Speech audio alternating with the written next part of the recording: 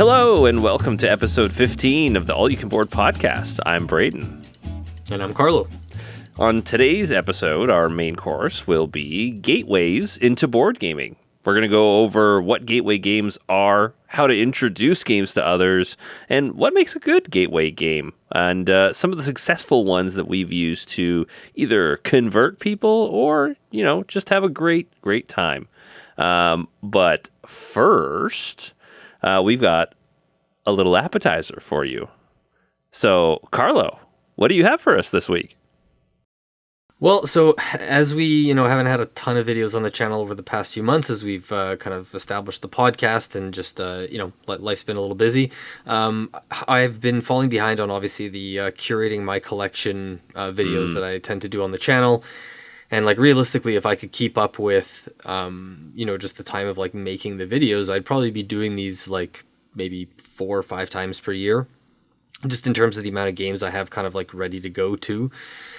And so, when I've done these videos in the past, I've kind of usually given an update as to new games that have come into the collection while also talking about the ones that are leaving and then I'm kind of talking about my stats, how many unplayed games. And for a while, I'd really chipped away and gotten the unplayed games from I think at one point I was at around 65 or so, and I got it down to 30 or maybe 28 even over the course of maybe a year and a half, couple of years. And but now over this last stretch of really not making a ton of these videos, not getting rid of a ton of games, and we've just been acquiring. I've been finding so many things secondhand. Obviously, we went to that sale. What was it, about a month ago now or so? I came home with a few new games there as well, and just the amount of stuff I've been picking up secondhand at good prices. And I've also been I've also recently got I think 10 or 15 new Freedom and Friesa games.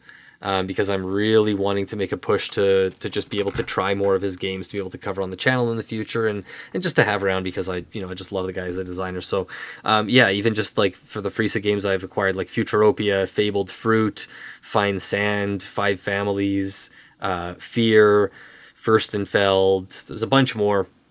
Some of them I don't even know much about how they play, and I'm just curious to see because everything he does just feels really unique.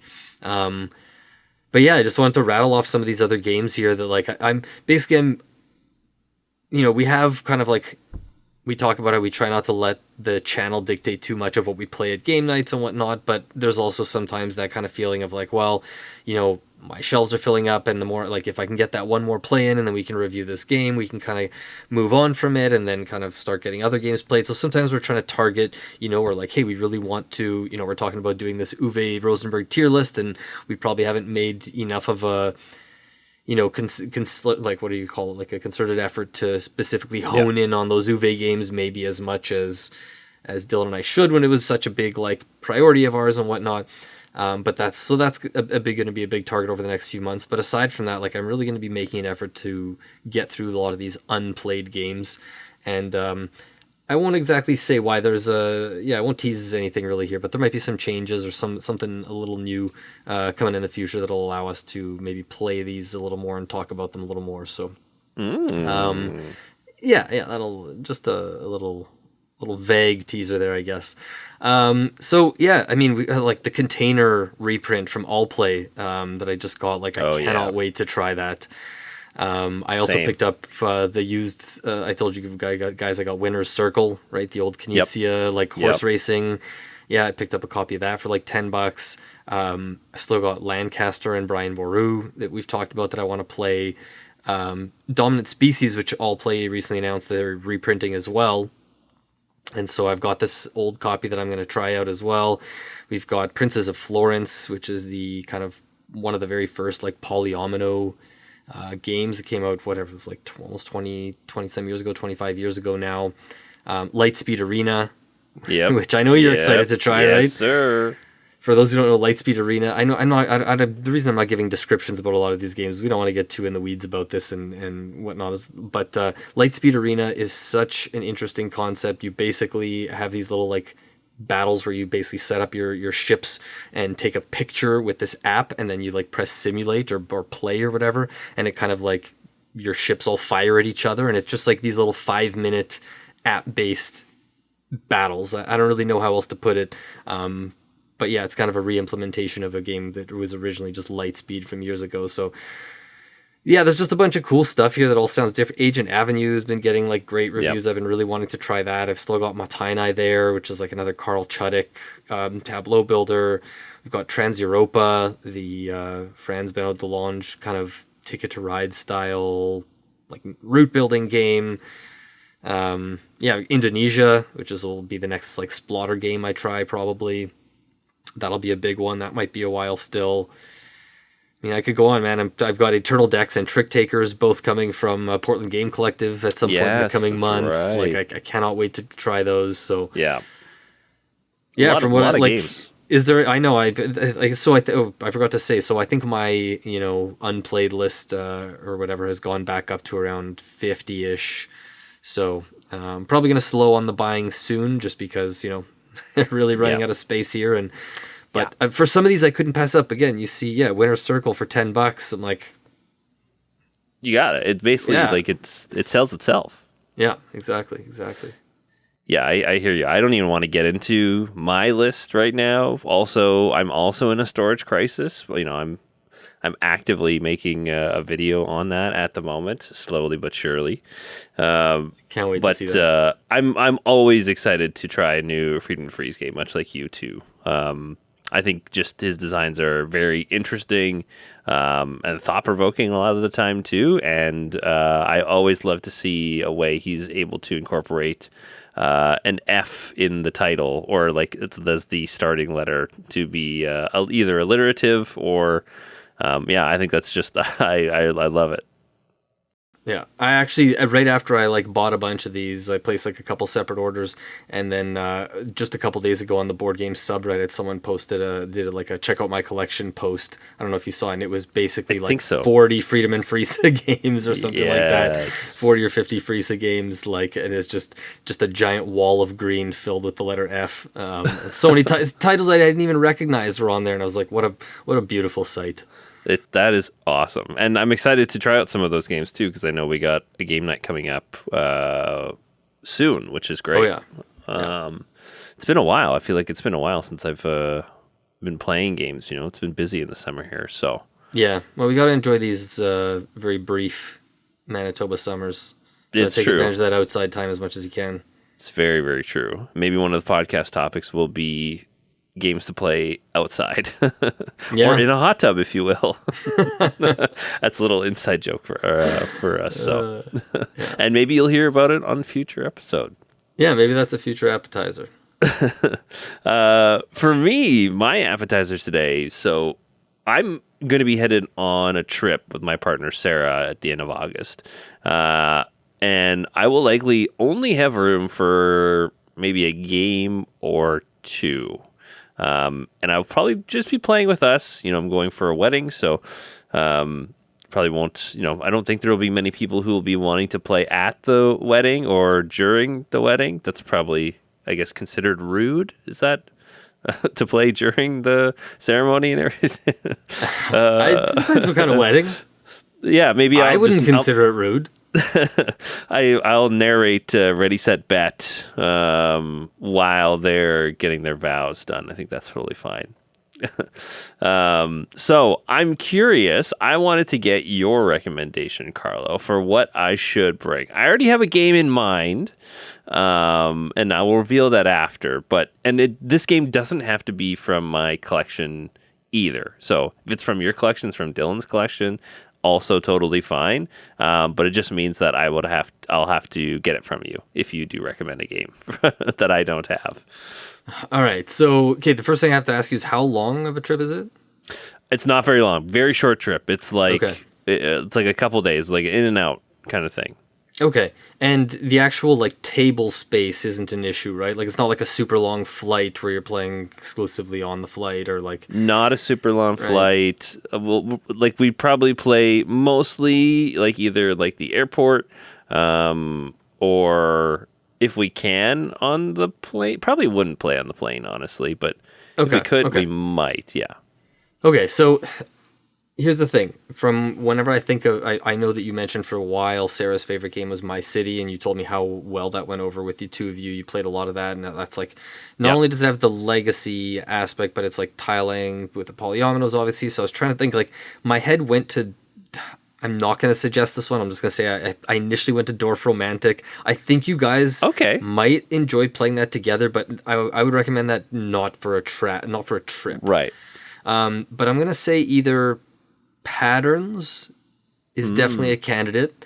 Yeah. I can't remember if you've tried it yet, but it's the mandala inspired like 2-player. Believe it or not, we have actually played it on a trip. Oh, okay. We went to Toronto and played at a board game cafe there. But actually, I think we played it very wrong the first time, if I remember correctly. But well, the rule good. book I thought was not particularly good, but yeah, for those who don't know, it's kind of this like abstract game where you're putting down these colored tokens and trying to sort of take over big areas with matching colored tokens. I'm not doing a great job explaining it, but we've talked about it a couple times on the channel. You can check it out there if you want to see some video of that. So that was one. Another one I wanted to recommend would be maybe Far Away.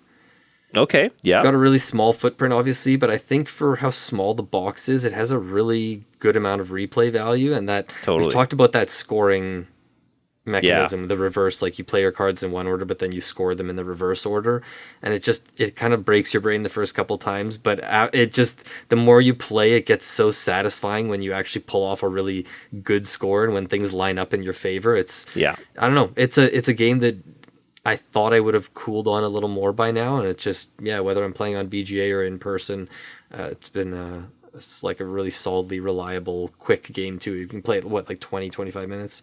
Super fast. There's something about that game in particular. I won't get into it too much here, but like there's almost those little dopamine hits of like pulling those things off, right? Like setting yourself up, being like, okay, this card needs a bunch of these other cards in the future that I don't have maybe necessarily right now, but then like finding that from the draft and then being able to play it.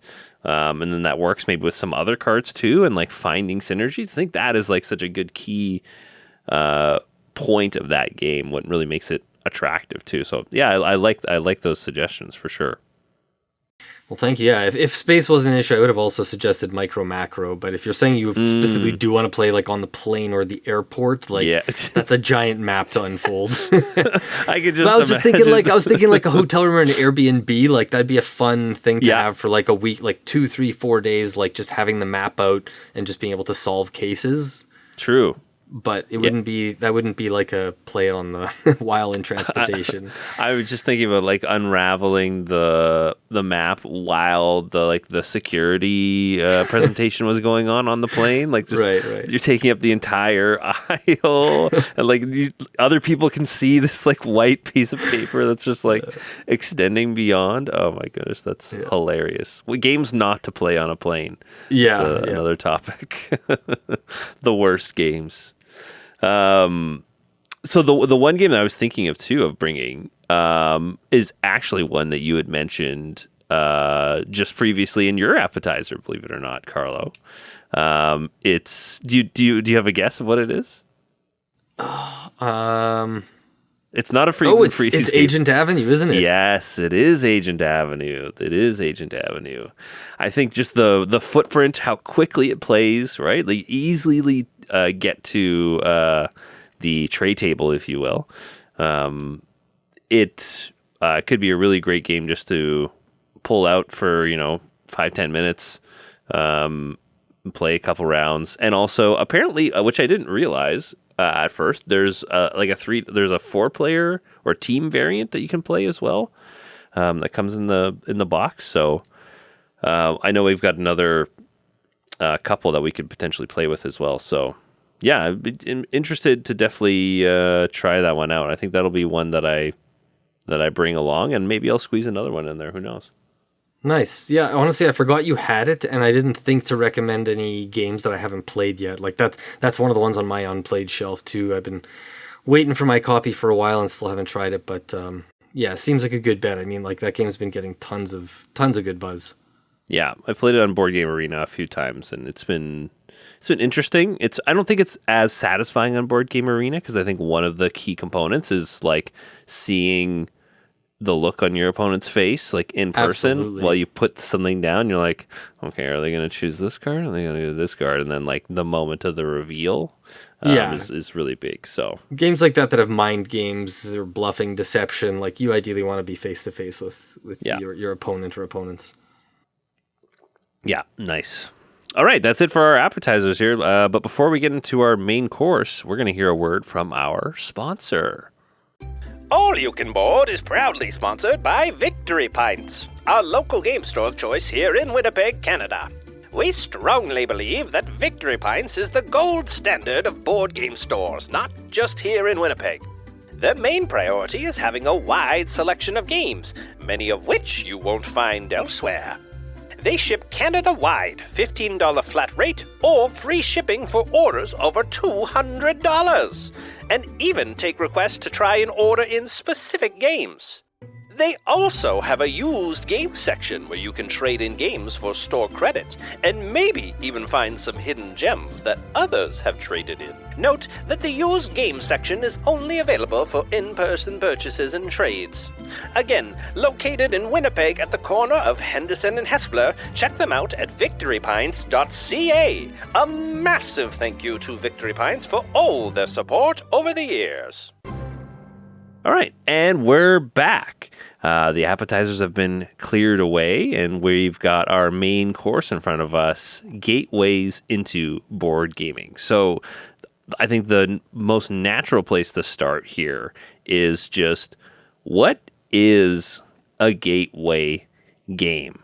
Now, I'm going to reference a thread from Board Game Geek, the top 150 best gateway games that went through and polled a bunch of people for what they like from a gateway game. And they pulled a quote from the Board Game Geek glossary saying, a gateway game is a game with simple rules that are easy to teach non-gamers in order to attract new players into board gaming as a hobby. Now, first of all, do we agree with such a definition? I don't know if I can understand why they say non-gamers, but like people who aren't in the hobby is maybe a less eloquent way or less concise way of saying that, is where I start here when it comes to this. But what are your thoughts, Carlo? Yeah, I think so. Nailing down like what a gateway game is, I think is tough. And like there's other, classifications we give games that I kind of like struggle with at times. I'm not a huge fan of the term like filler, for example, even though, it kind of feels like it's implying that it's something to fill time, even though it's like, it's not supposed to be a knock on the quality of the game. So like I kind of liken the term gateway almost to something like that, where it's just, I think sometimes people think of it, and I've for a long time thought of it as like it has to be, like you said, simple to teach, entry level, whatever. But I don't think that's necessarily true. And I also don't think that, like, I think a lot of the time people think that a gateway game is kind of implying that like if you're starting off with a gateway game or you're playing one of these games, that you're going to be like an amateur in terms of your like skill level or your proficiency in the game. But I really do think that gateway can mean different things to different people, because it's not just like, it doesn't have to be an entry level game. I truly think of the term gateway as like, what made you fall into this hobby? What made you, go down the rabbit hole? And so depending, like, I'm going to break down a couple different types real quick of games that I think can be considered as gateway, just to kind of, I think, help illustrate this point. So like, I think there's games that are more about the simplicity of the rules, the really short, quick games, and the fun moments with a lot of laughs. These are the kind of games you see like a lot in like stores like Target and like the big box stores like Telestrations, Wits and Wagers, Apples to Apples, like even stuff like Exploding Kittens. Like those are one sort of category of gateway games. Then there's a game like Wingspan, which is not that simple. Like realistically, like, yeah, for people like us who've played a lot of games, like it feels relatively simple. But like for someone who had never played like a modern day board game, introducing Wingspan, it actually has quite a few rules, but that works as a gateway game for a lot of people due to the theme and the art more than it does for the simplicity.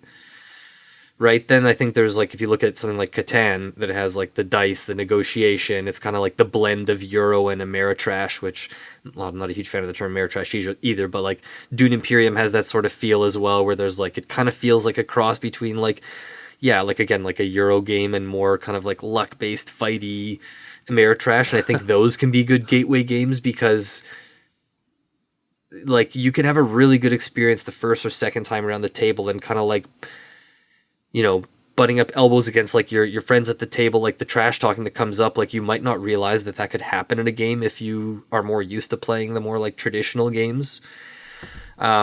And then a couple others real quick, like there's cooperative games. I think something like Pandemic works not only because it's cooperative and that's appealing to some people, but also like the real world theme, which obviously like became more relatable in recent years.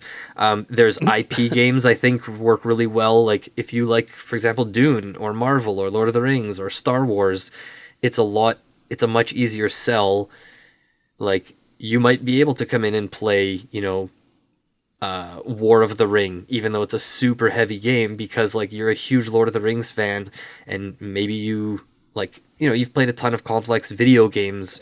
So to learn like a hard board game off of an IP where you already know all the story and everything, like maybe that's a little bit easier to jump into. And the last one I'll say is video games. So even something like, if you've come from like Slay the Spire, if you've played the Slay the Spire video game, then maybe your gateway into board gaming is the Slay the Spire board game. But you wouldn't just like approach some random person on the street and say, hey, do you want to try a board game? I'm going to show you Slay the Spire. Like if you didn't know that they came from that background. So, you know, games like, yeah, Slay the Spire, Dwarf Romantic, Guards of Atlantis 2, which is like a MOBA style game. So like these are inspired by video games. So right. I think a lot of these all can work as gateway games, but like it depends on the type of person and what their interests are. And I think you can have kind of like more general gateway games, like, hey, these are, I think the ones that are simple to teach, easy rules, those are kind of like safe gateway games, I would say. Those are the kind of safe ones that you could recommend in a generic way. Like if I was going to do a video on the channel and I don't know who's watching this video, those are the kind of games I'd recommend. But if I'm, you know, inviting someone over for the first time, I'm going to ask them questions and find out what they like, what their interests are, and try to find a game that would interest them specifically rather than just like, hey, what's an easy game for someone who hasn't played much?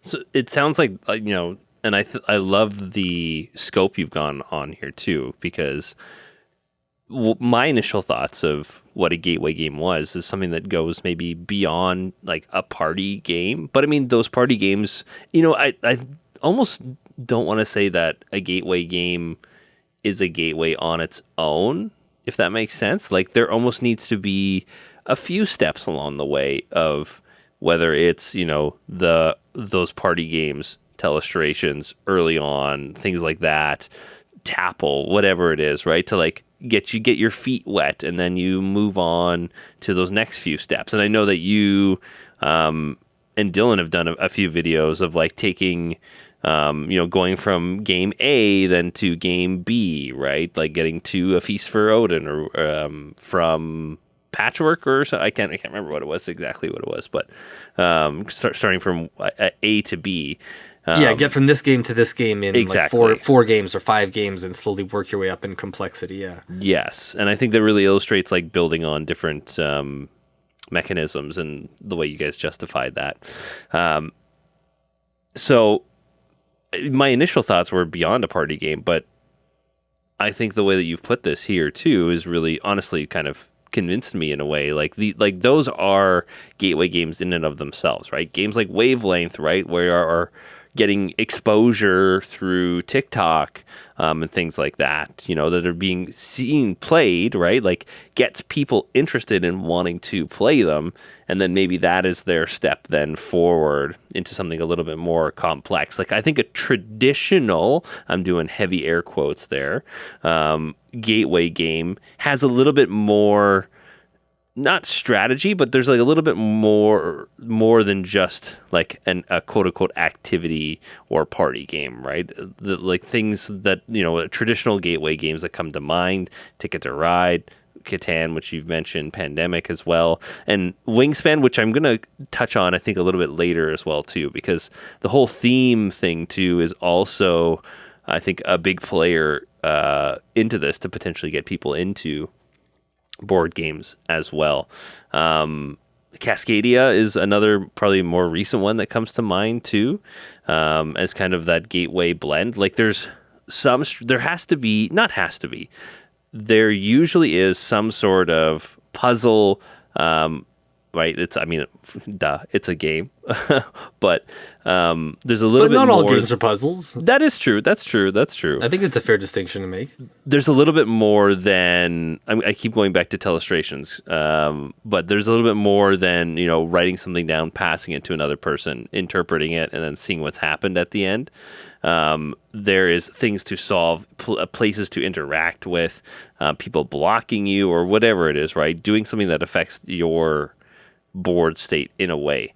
And having to try to come up with solutions on the fly, and then thinking about those creative solutions is, for me, for my gateway games, that's kind of what got me into it. So yeah, and maybe I'm wrong, but like it almost strikes me as like if you're getting into the hobby, like if your exposure to it is party games, there's something that makes me feel like you might be less likely to like go down the rabbit hole of like, oh, and now I'm on Board Game Geek looking for what I should be playing next. Right. Like maybe you're like, hey, I'm happy to just like hang out with my friends and play these social party games. Whereas I think what you're saying, like, if you want a bigger experience, if you're playing something that takes like maybe an hour and a half, where you have to strategize and feel a bit more committed, that's where you start to feel more invested in the hobby, maybe? I think Is so. there something to that? Like, I hate to even like make that sound like it's putting down party games as lesser in some ways, because that's not at all, like, we love party games. I mean, you especially, but like I love party games too. But there's something that just makes me feel like, yeah, if you're entering through a party game, it might take something a little more substantial in terms of rules and play time to make you like fall in love to the point where you're going to start buying games and hosting game nights. But maybe I'm totally off base there. I don't think so whatsoever. I am one who really advocates for party games and playing a lot of party games. If you didn't know, Just One was my number one game for like 2 years in a row or something like that, in the top 50 videos that we did. So I think there's a special place for party games in my heart, because it brings in it's so widely accessible. And I think hey, we voted Wavelength into our Hall of Fame for a reason. Sir. It's one of the 3 games in there. And I think that those games are great to just get like the atmosphere flowing, feeling good, create memorable moments. There's potential there too. The way I have thought about gateway games traditionally is, slightly more strategy to it and more interaction with like either the board or, again, things like Ticket to Ride, where you are placing down things to then affect a game state in some way, shape, or form. So there's some of that crunchiness that you're thinking of while going on. And to me, I don't know if like because of that would you spending more time thinking of how things are going, how things are changing, and coming up with solutions, do you think that because of that, those games would get their hooks into people more because there is more investment there from what they are trying to solve? And then if they get a reward from doing well at that game, that is kind of what maybe spirals or snowballs into other games potentially, right? Like, because party games are kind of like that activity, the social grease, let's say, right? But where these other potential games are kind of right, like it's so like you're saying, like if you win at a party, like winning at Just One or at So Clover or whatever might not give you that same like dopamine rush or whatever. You might not feel as like accomplished as though Right. as if like you'd played like Catan or Wingspan or whatever it is you're saying, and you'd won at a game like that. It would have felt like a bigger accomplishment. So you feel more of that rush to like, oh man, that felt amazing. Like, what's next? Like, what other game can I try winning at? Or like, let's play that again. Like, it felt so good to beat 3 people at the table at a game that like we were all trying our best to win at, rather than like where the stakes are lower in a party game. Is that kind of what you're getting at? Yes, that's exactly what I'm getting at. And I think that obviously it's going to depend person to person, right? Depending on what you're going to be getting out of and how competitive you are and how interested you are in even doing, let's say, that much thinking at the table as well. It all depends on those things, right? So I think that having some of that strategy and then being the type of person who is interested in trying to come up with solutions to either beat other players or, you know, in Pandemic, having that cooperative nature, right? You're beating the game, but you are a little bit more invested into what things are because it is difficult. It can be challenging. I think is just interesting to think about. Like, I think that that's why, you know, the traditional, or let's get into some of them. We've already kind of mentioned a bunch of the gateway games that we think of when they come to mind, right? So code names would also potentially be another one. Like there's a especially as the clue giver too, right? There's a little bit more thinking there.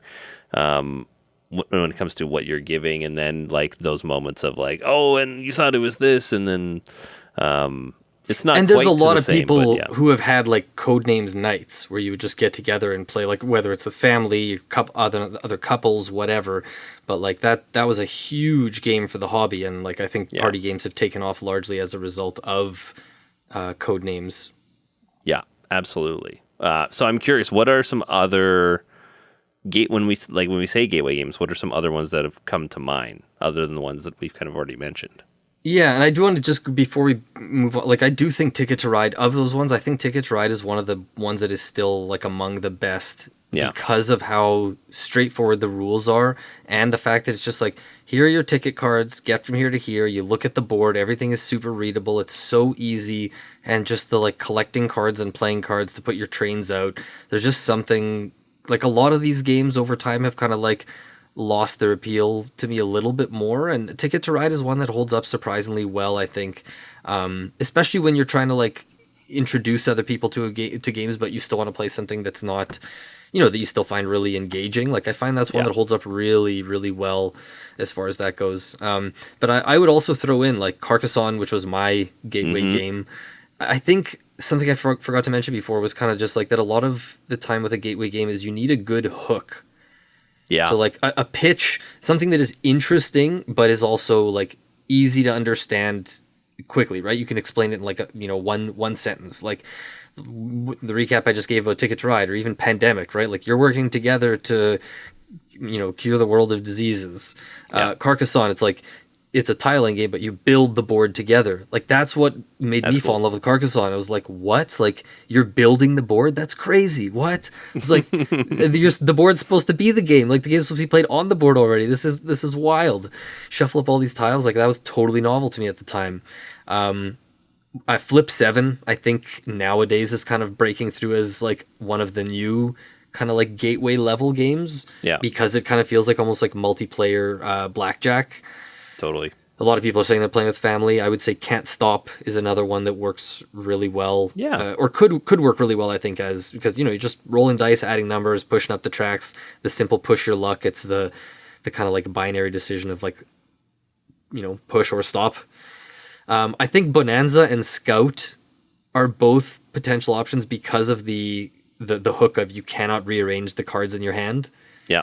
Bonanza being a very simple, straightforward negotiation game, which could be really fun, I think, and could open people's eyes to like what modern day game. I say modern day, even though Bonanza came out in 1999, I think. But like what more modern day games I guess could be. Whereas Scout has like the shed, the classic shedding card game, but with the double-sided cards that you can't rearrange your hand. I think that's cool. And then I'm gonna say basically like I'm gonna highlight a designer and a publisher here that I think are just like almost, I would say, known for gateway style games. I wonder. Can you guess the designer or the publisher before I say them? I don't think this. To be fair, I don't think this designer has ever designed anything for this publisher, so they're entirely separate. But I mean, I would say Knizia's games are can be very gateway friendly designer, and that's always seems to be a staple. But and I don't know why, but the publisher I was thinking was CMYK, but that is just also my like. I always think of CMYK when it comes to these types of games too. Yeah. Okay. So publisher, you were spot on. Yes. Like, man, Magical Athlete, Yeah. Hot Streak, Wavelength, Lacuna, like Spots is maybe a bit past what I would consider gateway, especially like when you're talking push your luck or dice games. Like, there's a lot of, again, even something like Can't Stop, I think would be more entry level. But like, man, they're even in terms of just like the presentation, the artwork, the components, like CMYK makes some of the best. And those are the ones that I would just recommend to like mass. Like if we did a video of like ones that I think are just safe bets to recommend to lots of people, CMYK games would be right up there, I think. Yeah. You're always going to have, I think, a really good like first experience. They often work well at like a lot of different player counts, that kind of thing. And the designer was Phil Walker Harding. I think Sushi Go is like his most like famous game, obviously, but like even Gizmos, Cacao, Super Mega Lucky Box, Baron Park. He has a bunch of others that I haven't even tried as well. So I always think of him as kind of like the gateway game master. Yeah, that's a really good point. And then I don't think we mentioned Ink and Gold, but that I think is just like an incredible gateway game. Yeah, there's so many good moments from. Yeah, from what about that you? Too. I think the other ones, like some of the ones that I think of, you mentioned Sushi Go. Quacks is also now published by CMYK too, which is also I think just the tactile nature of it, the push your luck, bag building, seeing it all to come together is great. Splendor is definitely one for sure. And actually one that, so I just got back from a trip too. And one that I saw, which I was extremely surprised to see it being sold at the airport, just at like a random games shop. The Next Station series, that was for sale. I know, and it's not like this shop had like a massive selection of games. They had like maybe like a small wall of games, which included like Blank Slate was one of them. They had a Zool Mini, more of those like party style games too. But like the Next Station series, they had Next Station Paris, I think it was there. So I was like, what? it really threw me for a loop, and it was great because I think that it was a really good example of kind of like a very new game that I think has potential and maybe is not necessarily. I don't know if it's seen as a gateway game right now or not, or like I see it as a gateway game, but I don't know if it's as a consensus or popularized as maybe necessarily a gateway game. But I think it should definitely be considered for sure. Yeah, I think those Next Station games are great options as like gateway. I mean, especially London, the first one. Yes, the simplest 100%. one, I think. Yeah, I honestly probably have to get a copy. But like we said before in the appetizer, I don't have any room. So Next Station is small. You can fit that on the shelf. I don't know if I can. So I'm curious. I think we've talked a little bit about how we got into gateway games. For me, it was getting into. It was the three games that I can think of right away that I played close together were Space Alert, Escape the Cursed Temple. I think that's the name. The real-time dice chucking, reveal the parts of the temple that you're going through. I thought the real-time mechanic was like, what the heck? And we're rolling. We're like, my dice are locked, and then this is happening, and we're I thought that was awesome. I haven't even played these first two you mentioned. Really? Yeah. Like I'm familiar with them. I've heard of them. Yes. As if I haven't played two of your three. Oh, what's the third one? Well, the third one is Pandemic. Oh, right. That one. Of course. So, and then I was like, oh my God, co-op as well. Even though the other two were also co-op games, Space Alert, and now that I think about it, so actually no competitiveness, but just wanting to like beat the game. I thought that was so cool, and like the team nature to it really sold me, and just like different aspects and really different ways of playing. You know, Pandemic a little bit more traditional, but Space Alert is like an action programming game where you're like, okay, I'm going to go here, then I'm going to move here, then I'm going to go do this action and move down, and then you forget when you've played things and what action, and maybe someone else came and did something before, and like, yeah, it's hilarious, but very fun to see that kind of all play out too. So Yeah. and that's kind of what really sold me. Can I ask you something though? Like, Yeah. just going back to what I mentioned before about like what can constitute a gateway game, and they don't have to be simple. Like, let's imagine you didn't get into the hobby with those 3 games, okay? Yeah. Just thinking about what other things you had going on, like you were into video games. You were at the time, like, weren't you doing commentary for like StarCraft 2 at the time? That was just a little bit after, but yes. Okay. But basically, I guess what I'm getting at is like you knew enough about but whether it was playing it, like doing the commentary, whatever, Yeah. like, you know, you knew a lot about StarCraft 2, which is like a pretty complex, pretty competitive, like Yep. high level strategy game. So if, let's say, like, I'm just going to pick, you know, Tigris and Euphrates, let's say, if you had been if you went, you know, to a friend's house one day and they were like, hey, do you want to try this board game? Do you think that could have been a gateway game for you? Because it's not like it would have been too hard to learn. Like, obviously that's maybe not the best example, because Tigris and Euphrates takes a few plays to really sink its hooks in you and to really understand what you're doing. But like something like that, like think of a more complex, more competitive strategy game that isn't like a lighter co-op like the way you did get into the hobby. Do you think you would have fallen into the hobby in the same way, or like fallen in love with it even more, or just like started playing those kinds of games more rather than like the party game and social deduction kind of angle? I wanna as much as I love Tigris and Euphrates, and you know, with us two on the podcast, we could probably go the chances for of another talking hour. about sorry, Dylan. But I honestly don't think so, and I think your point about talking about having a hook and something that really interests, like, not to say that Tigris Euphrates doesn't have a hook, right? Like, obviously, it's one of the best games of all time. But I don't know if it's necessarily a hook like those other games, right? Like where you're playing, I don't want to say differently, but you kind of are, you know, like again, co-op, but doing it real time and rolling dice and then having to do these different parts of the temple. The action programming and how things can go awry.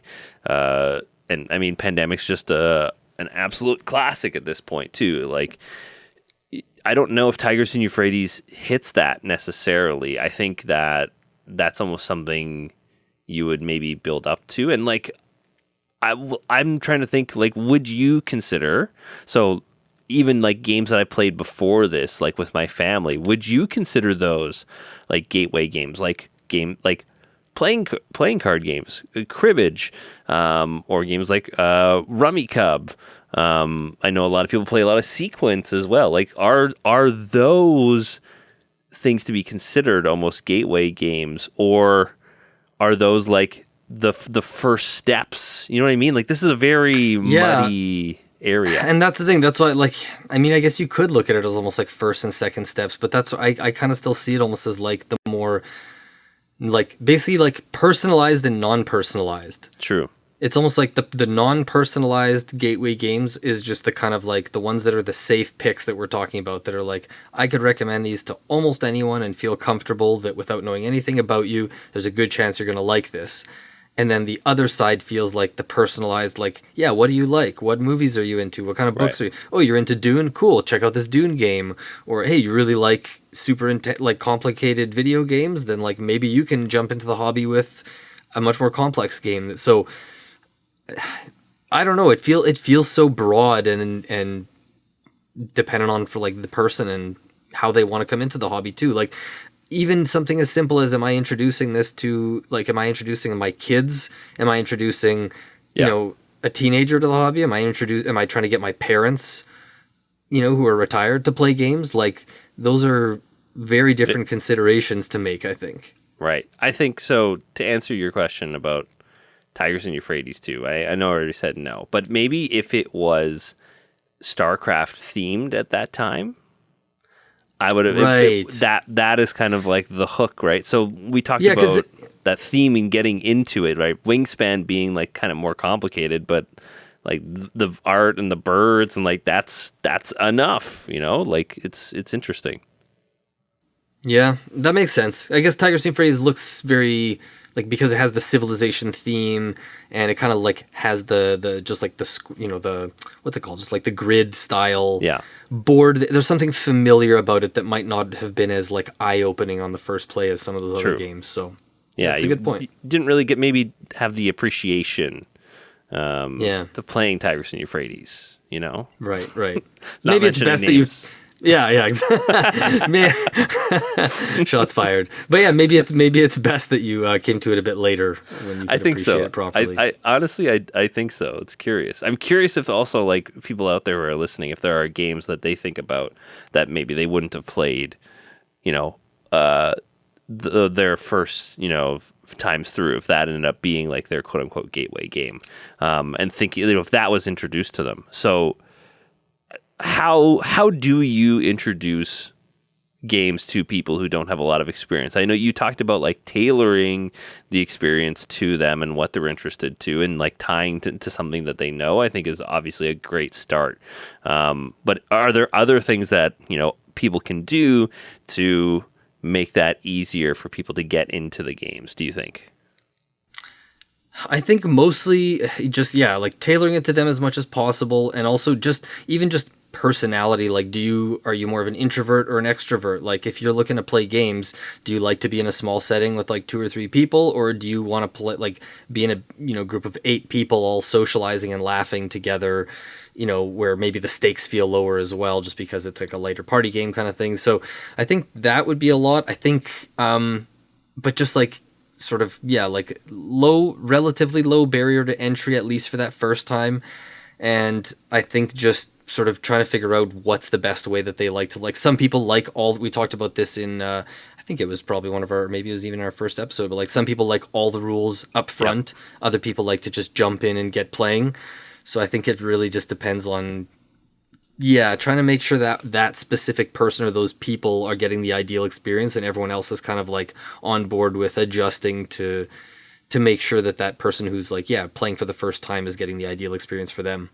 Yeah, I think the best way possible, usually, from my experience, is just trying to get the very essentials down with the rules and just get them playing and interacting. Because the longer, and this is the same with teaching in a sense too, like the longer that you are just you're sitting there teaching the game, right? Go like a one-way, not a one-way transmission, but like one-way communication. But the longer that you are dictating that, the less likely that they are going to be, I would say, focused. It takes more effort for them to really dial in and really want to do this activity, which I'd hope that they would be. But the easier time that, like you said, can give them is just getting them into even if you don't need to explain all the rules, just like do this one thing, and that's what you need to worry about right now, and then spoon feed them the rules, and maybe it's a game that is fairly quick, and then you can play another one right after that once they have grasped everything, right? Don't take that first game as like, and say like, hey, this first game, this is just a practice game. You're lowering that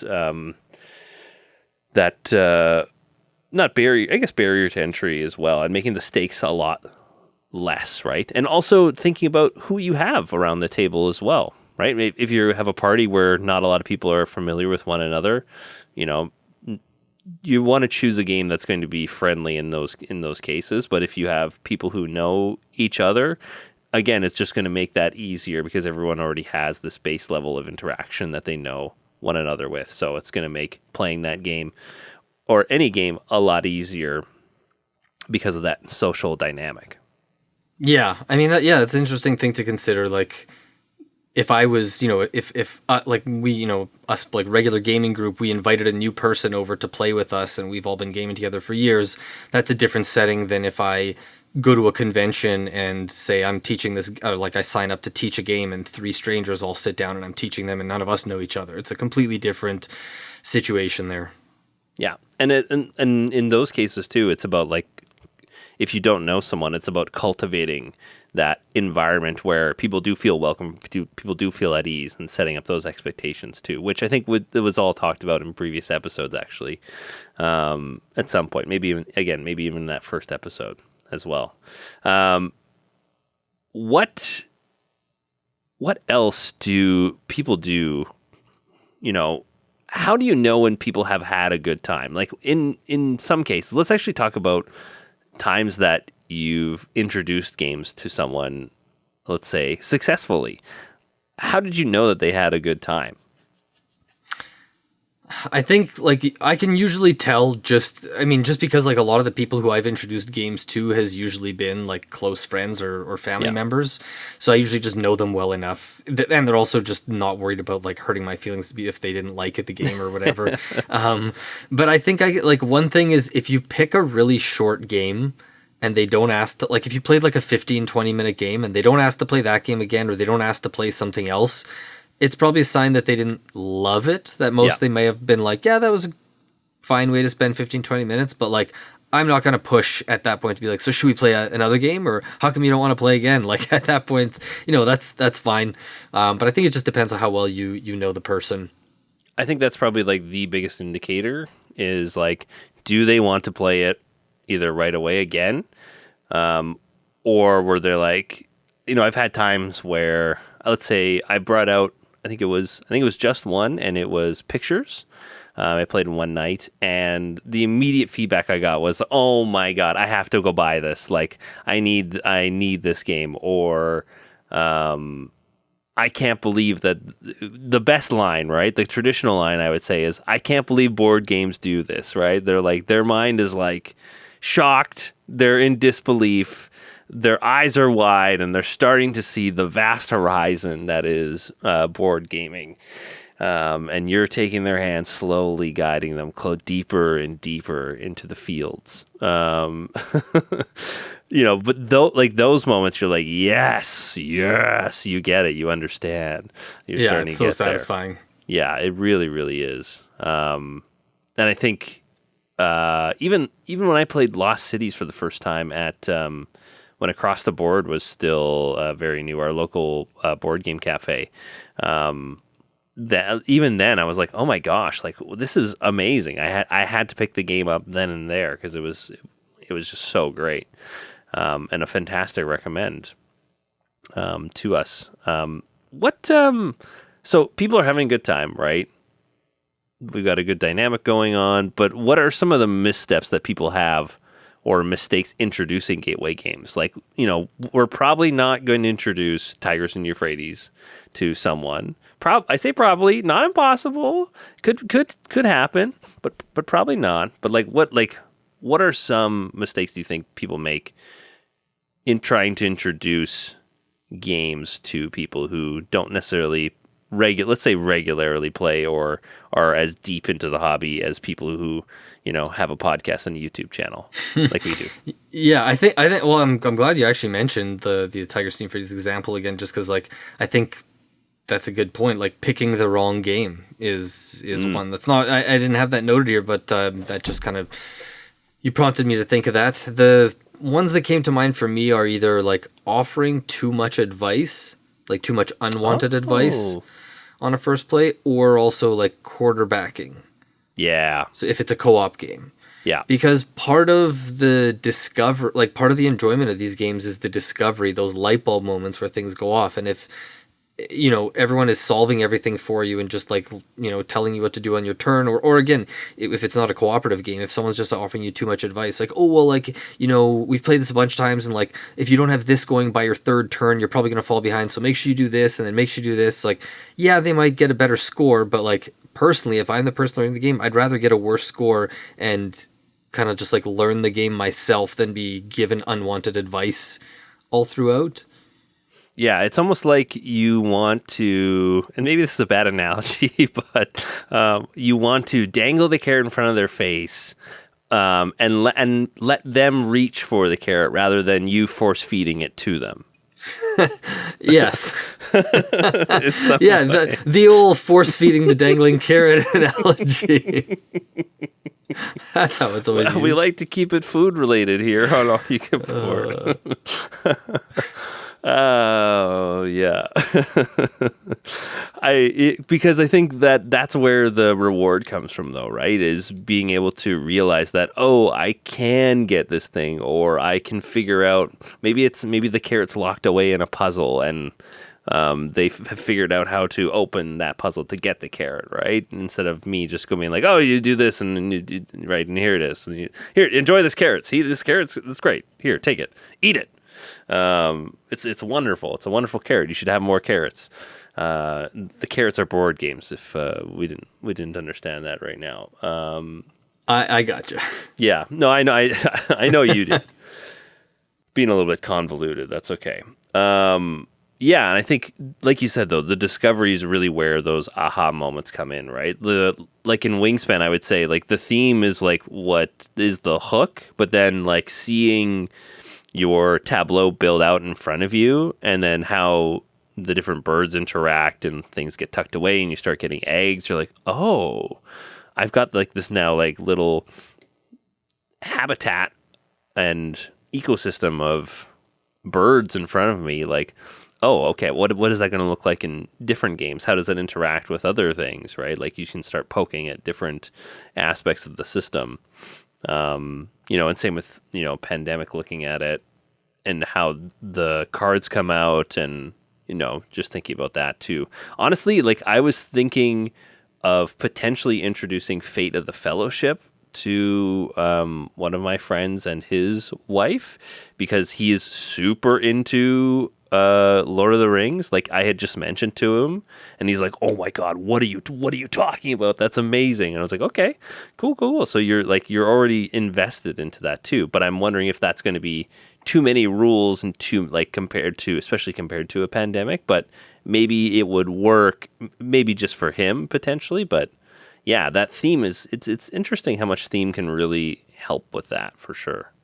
Yeah, I think that's part of why we see so many games coming out with familiar themes. Like a lot of the time when games are mashing up like a theme with a certain mechanic, or taking 3 or 4 different like deck building plus worker placement, like a lot of the time, there's going to be a lot of people who don't like all the aspects, but you're trying to appeal to a lot of different people to be like, well, this group of people is going to like the deck building aspect, so all the deck building lovers are going to give this game a chance. All the people who love, like Lord of the Rings are going to be potentially interested in this game. So you almost like the more things that you put into your game, you're almost casting a wider net in terms of like, how many different potential gateways am I creating for people to enter the hobby through? Right.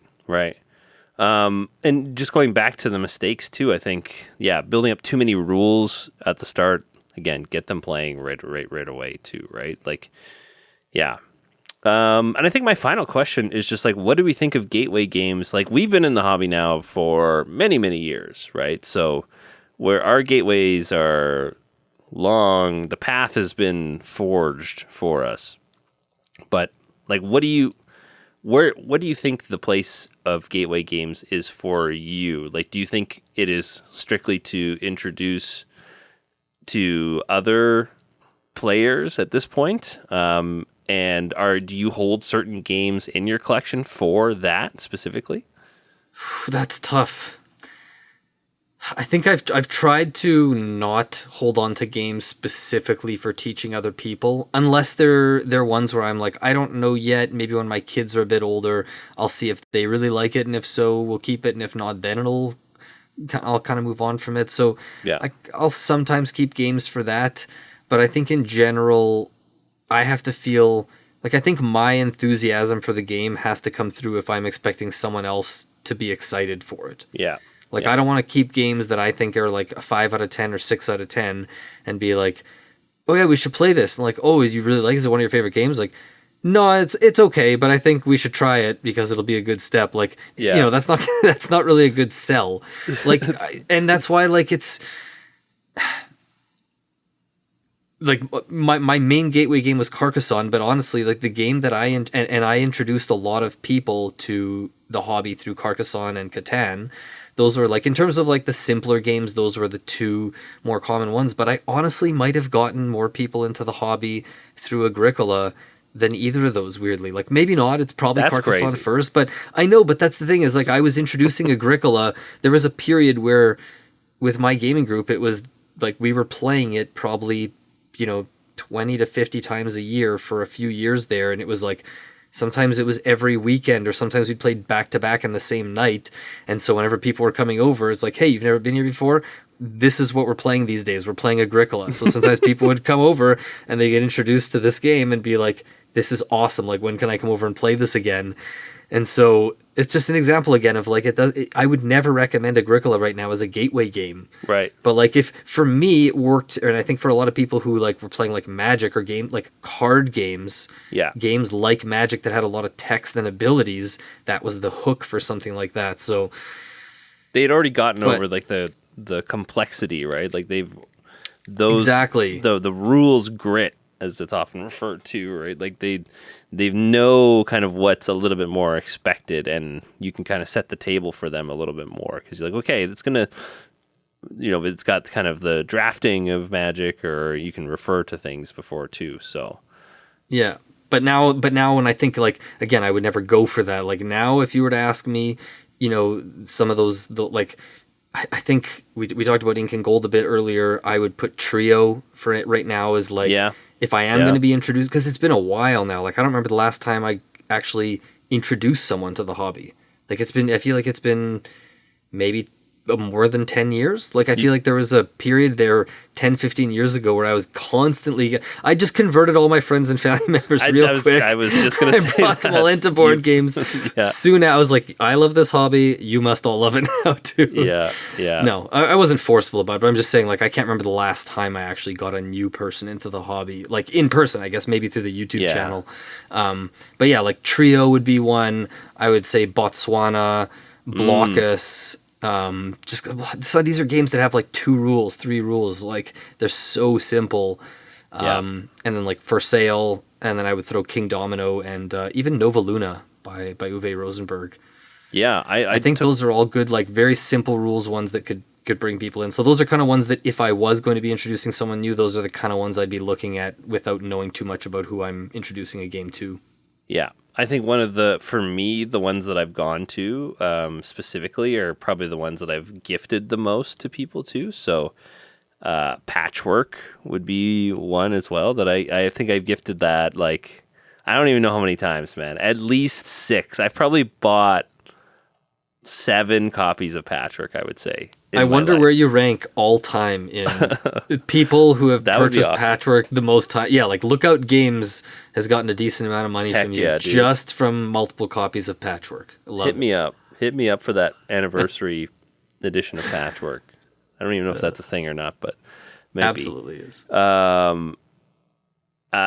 So Clover is definitely another one too. That's just like, again, that's more on the party side of things too, but like it's just it's So Clover, the way it presents itself. I'm trying to think what other games. I really want to try Botswana so bad. I have it in my collection, just have not played it yet. Maybe that's one I should bring on my trip, honestly, because you can play it 2-player. Yeah. You know what? I've only ever played it with 4. I don't know how well it would work with 2, because it's kind of got like, it's sort of like a stock market kind of. I mean, it's very simplified, but I think that's definitely one where you want more players. I mean, it might work with 2 though. 2 with the potential to expand upon there too. And I like the Shadow of Blockus. I played that just very recently, and I was very impressed by it. I think it's a fantastic, especially for, I think it really targets children, and that's a great spatial kind of game that I think it can work really, really well, and is also great for adults. I hate the box it comes in. It's that terrible quality, weird cardboard that and it has the plastic kind of see-through cover in the middle, and it's just it looks so out of place on the shelf, and it also makes it look like a cheap, like Walmart $5 game. That I dismissed it for so long, and then I tried it and was like, this is one of the best polyomino games like ever. How have I not played this before? It's so simple and so good. Yeah, I know. My Tapple box is the exact same way, and I'm like, Oh yeah, just yeah. I Tapple just, gives me that impression too, just from looking at the box. I want a telescoping box, man. That's Oh, the plights of being a board gamer. The plights of being a board gamer. So can I ask you something? Yeah, What about you? I'm surprised we've made it this far in, and you haven't even mentioned Blood on the Clock Tower. Okay, well, I know that it's. Well, I want to ask you, like, have you gotten anyone into the hobby with that? And if not, like, I imagine you could, just because like what the experience that game can create. And I'm just surprised I haven't heard you bring it up. So thank you for mentioning just waiting my number for one. me to ask you. Thank you for mentioning my number one game of all time, Carlo. I really appreciate that. Agricola already had its moments. I know. I was gonna call you out. I was like, wow, still finding a way to mention Agricola, even if though you rewind, we're talking about games. you'll hear the sigh I let out before I brought it up, because I was like, do I even? It's applicable though. I don't want to bring it up on again, but it's applicable. For Blood on the Clock Tower, I think, yes, absolutely. Like, I will say that I have hosted games for my wife's friends, like for we hosted at our place, and then I hosted at their house with their friends, some people who I didn't even know. Then those people who I didn't know asked me to host for like their birthday of Game of Blood on the Clock Tower for their friends as well. So like they're obviously interested in playing this type of game. And I don't know if it's going to get them into playing other board games necessarily, but at least like it's like one type of experience that is interesting to them, and that kind of dynamic. I think it's kind of unique on its own in its own way, because I wouldn't say that someone playing Blood on the Clock Tower is going to maybe necessarily lead them to Agricola. They would need probably a little bit more of a guided hand. It would be a tougher path, let's say, like a more difficult path than playing even something like Ticket to Ride, I think too, right? Where it's more like board based, right? Where Blood on the Clock Tower, I think, is a lot more social, and it's social deduction. So you're accusing, right? It's the dynamic is quite different. So, but if getting people into the board game hobby, is considered getting more people to play Blood on the Clock Tower, then absolutely, Blood on the Clock Tower is a gateway game. Right? Like it has this, it's obviously nothing like Diplomacy, but I remember like a friend of mine telling me about Diplomacy, like long before I ever played card, like this was like elementary school or maybe junior high, telling me he was playing with his family, and the idea of like leaving the table and going and having secret conversations in other rooms with people, and the backstabbing, like that was to me, so, like at the time I knew about like, chess and Scrabble and Battleship and all the Risk and whatever. And to hear about Diplomacy was just like, what? This is great. You're leaving the room and having secret conversations and coming back and lying to people. Like, what? And to think that is what Blood on the Clock Tower has, basically. And I just think even if you've never played a game before, to come into that environment where you're like getting up and walking around and lying to people's faces and trying to figure out what's going on, and if you even are who you say you are based on your role. Right. I don't know. It's just, to me, I think it could definitely work as a gateway game for a lot of people. Yeah, I think so too. There's a lot up front with it too. And I actually did have one game I actually forgot to mention for my go-to for gateway games was One Night Ultimate Werewolf, which, a lot less barrier to entry there too. And you get it's fast. You're replaying very quickly too, which is also super helpful if people are interested in that type of game. And then you slowly build them up then to Blood on the Clock Tower, which I did do a short video on, like going from like the different levels of social deduction a long time ago. Oh my gosh, a long time ago now at this point. I think it's a couple of years, but still valid, I think too. And guess where you end up? You end up on Blood on the Clock Tower. Yeah. No, that video did not get as much love as it deserved. I thought that was excellent. And that's all right. One Night Ultimate Werewolf, I played at bachelor parties. Like, it's been a super hit. Wanting to play again and again. And that's, again, usually a good sign of success in a game introducing to new people. Absolutely. So what is, can I ask you one more thing here? Yeah. What's more rewarding to you then? Introducing a new gamer to the hobby, like getting someone into board gaming who wasn't in the hobby? Or is it more satisfying to introduce like a really good game to an experienced gamer?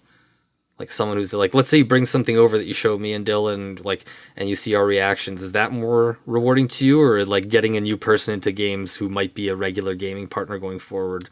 I think it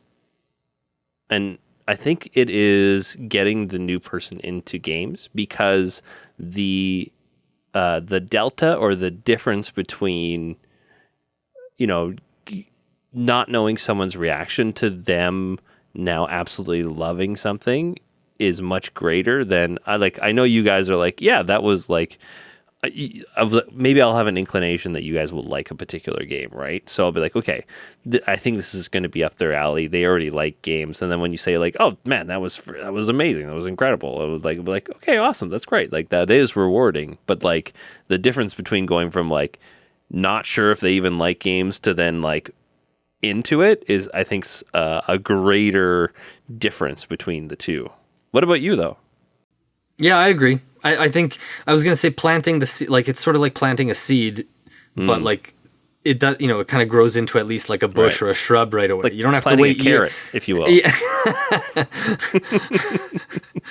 I guess if you will, yes, if you will.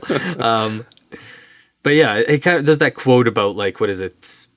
I'm going to butcher the quote now. Something along the lines of like, we need people to plant seeds knowing they might never sit in the shade of the tree in which it grows into, or something like that. Yeah. Yes. So like that's kind of like, yeah, you're getting someone into the hobby, you're kind of invested, you're hoping that they'll be into it for a long time, but even if you don't play with them again, like you've got someone into the hobby, and that's a pretty special thing, I think. Yeah, I think I completely agree with that. I think that, it's very rewarding to have people continue to want to share those experiences, even if it isn't with you, with others, and kind of spreading the good word. Absolutely. And I think that's a fantastic place to kind of end our discussion on gateways into board gaming. But if you out there, if you're listening, you want to mention your gateway games, and we'd love to hear your story. And if you don't know, for some reason, we've got a YouTube channel. We're on YouTube, but all you can board, Patreon, Discord. Leave your comments in our podcast channel too. We'd love to chat with you about this latest episode about gateways. And again, hearing your story and how you got in, it just helps us better frame and get an idea of how to continue to spread the love and the good word of board gaming. And of course, spreading the word. Reviews on your podcast platform of choice also helps spread the word and the good word here. So if you like what you hear, please consider leaving us a review on your platform of choice. Otherwise, this has been episode 15 of the All You Can Board podcast. Thank you so much for listening, and we'll hope you'll join us again in 2 weeks for episode number 16. Until then, we'll see you later. See ya.